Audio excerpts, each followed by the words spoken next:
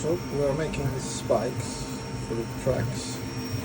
As you can see here, we have a quite big bunch here, and we made all of the track pieces, and we started making these small ones. So the small ones goes into the crack, and then we will glue this, and that will make them stay on their wheels.